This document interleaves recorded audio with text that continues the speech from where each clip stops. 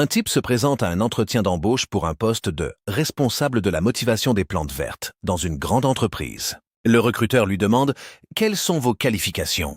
Le candidat sort un arrosoir miniature et un petit diapason. J'arrose avec une eau filtrée par des pierres de lune et je fais vibrer le diapason pour stimuler les chlorophylles. Le recruteur note quelque chose. Avez-vous de l'expérience avec les ficus difficiles?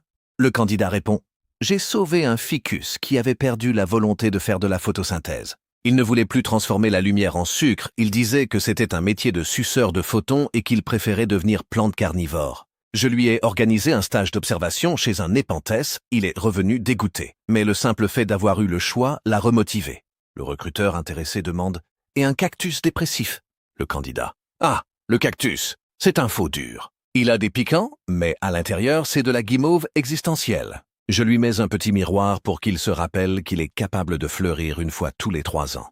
La floraison est un événement tellement rare que le service com le retransmet en direct sur l'intranet. L'année dernière, un cactus a fleuri un mardi, la productivité a bondi de 12% parce que les employés ont pleuré.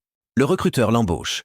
Le lendemain, le nouveau responsable arrive, installe un hamac entre 2 philodendrons et déclare « Aujourd'hui, team building, les plantes vont s'enrouler autour de mon hamac pour créer une œuvre collective. » Une fougère lui fait un croche-patte. Un restaurateur ouvre un établissement gastronomique entièrement dédié à la pomme de terre, appelé le tubercule étoilé. Le menu propose une purée montée au beurre de yak, servie dans une coque de pommes de terre soufflées, et des frites coupées au laser. Un critique culinaire se présente, goûte une bouchée, puis demande à voir le chef. Le chef arrive en toque et tablier. Le critique dit « Votre pomme de terre vapeur est transcendante, mais j'ai détecté une note de terre. » Le chef répond « C'est normal, c'est un hommage au terroir. La terre a été brossée avec une attention méditative, mais nous laissons quelques microns de silice pour rappeler l'origine du tubercule. » Le critique « Et la peau ?»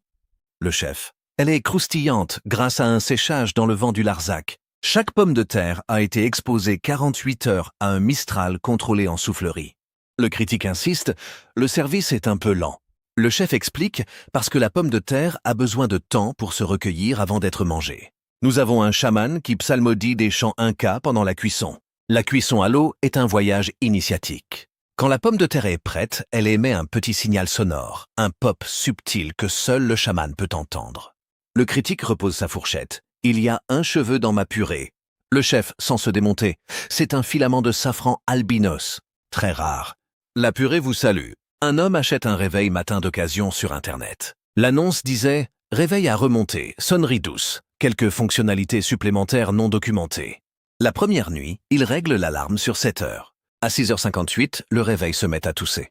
2 minutes plus tard, au lieu de sonner, il murmure. Debout, feignasse, le soleil t'attend avec une tasse de mépris. L'homme se lève, abasourdi. Le lendemain, même heure, le réveil déclenche une petite trappe sur le côté et projette un coton-tige.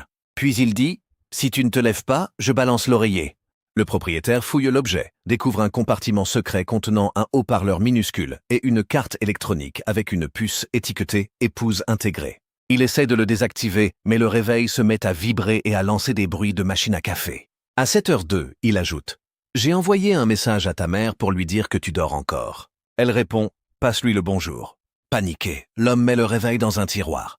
Le lendemain, à 7 heures précises, le tiroir se met à trembler et une voix étouffée dit « Tu peux me cacher, mais je connais ton adresse IP émotionnelle. Lève-toi ou je te chante du Sardou. » Il finit par le revendre sur Le Bon Coin.